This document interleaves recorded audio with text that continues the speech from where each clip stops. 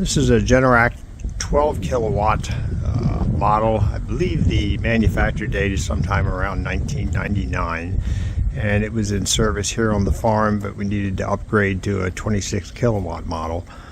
It was running with an underground tank of propane. Right now I just have a propane bottle from a outside grill connected to it.